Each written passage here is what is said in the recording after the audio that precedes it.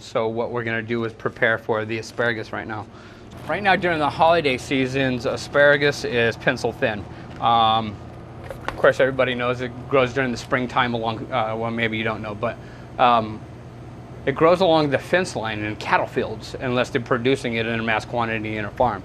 That's how asparagus was first discovered. The cows were eating it, and then farmers started going out there and seeing what it was and picking it and eating it, and so asparagus became known. Growing up as a child, we lived on a cattle ranch in Colorado, and one thing my grandmother always made us do was we had to carry a sack, like a Walmart bag or whatever, with us whenever we were checking the fence lines, and anytime we saw asparagus, we had to grab it and bring it back with us during the season. So even though these ones are smaller, they look like they're going to be more tender or whatever, but the smaller ones actually get more woody. Their wood stem will extend all the way up into more than 2 inches of it, so you're going to lose quite a bit of product. In a restaurant, that translates to lost money, but at home, you know, it doesn't really translate to a whole lot. So what we're going to do, you know, is I'm going to show you a technique on how to see how far up the wood goes.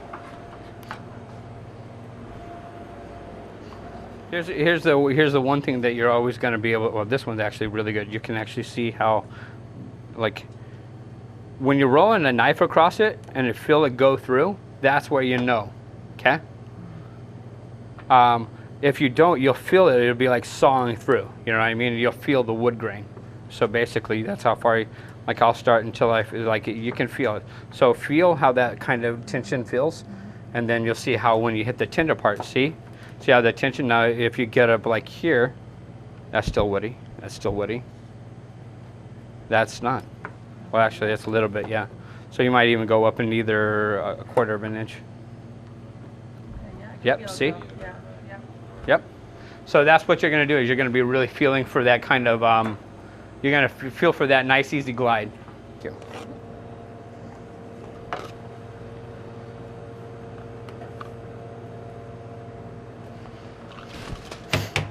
Very nice technique. You know what that's called? What I did? I don't know, just by cooking at home, I don't know, I can do diagonal cutting. It's called bias slicing.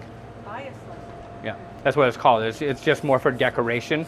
And then also, you'll notice a lot of Asian cultures will do a bias slice. For one, it keeps it nice and tender. You can throw it in right at the end.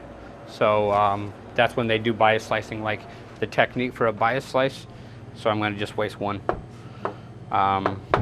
So you already got your bias started in this way. So if you slice it up like that, and then you got, when they cook them in the food, you've got these nice little decoration pieces. They look more like a diamond than they do just a block. You know what I mean? The technique is very, very, very, very, very simple. Get your pan warming up, okay? This one isn't going to be smoking like I showed you guys before. You don't need the smoke rising off of this, especially in anything this tender like vegetables and stuff like that. Garlic, when you crisp garlic is like one of the fastest things to burn on the planet. It could be perfectly fine 1 second, you turn around and say hi, and then turn back and it's black. And that's because it loses its water quick. Oh, it's just small, it's minced, you know? So, what you're going to take is your olive oil, and you're going to coat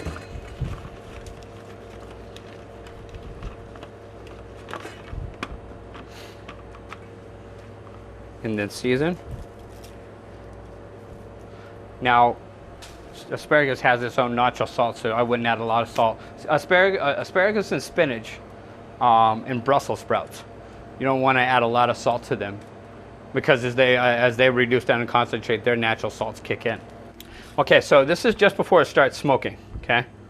So what we're going to do, use fresh garlic if you want. When you're crisping it, it really doesn't matter if you use mince. because whether you're using minced or if you're using fresh garlic, it's going to get to the same point. I say that if you're going to do certain sauces and stuff like that, you don't want to use this kind of stuff. This mince definitely has its uses. You just got to know how to apply it correctly.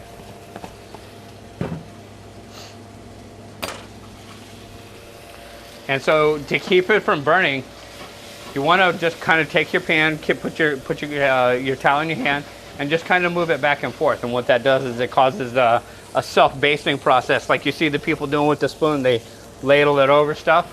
Well, that's kind of what we're doing. That's what chefs call giving it love.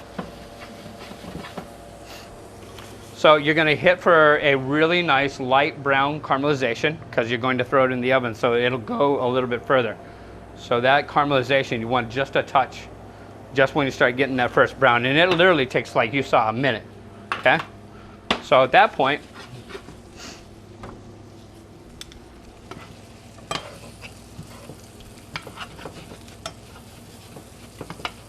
also tongs too are a really good technique for using in pans as well, especially if you want to control what you're doing. Tongs give you the ability to be able to do it. A lot of people think tongs are for the barbecue, flipping steaks and stuff like that, but you can do so much more with them. But you don't want to buy the tongs that you are using for the barbecue. You want to use something along this line or along this line. They're very common, Walmart, everywhere. You know what I mean? Yeah. So, literally about 7 to 10 minutes into it is when you want to pull it out. And you guys can all see, like the really light caramelization like we did with the Brussels sprouts last week, okay? Mm-hmm. And you'll see that your garlic hasn't burned, but it's what they call garlic crisp, okay? So that provides another really good flavor, okay?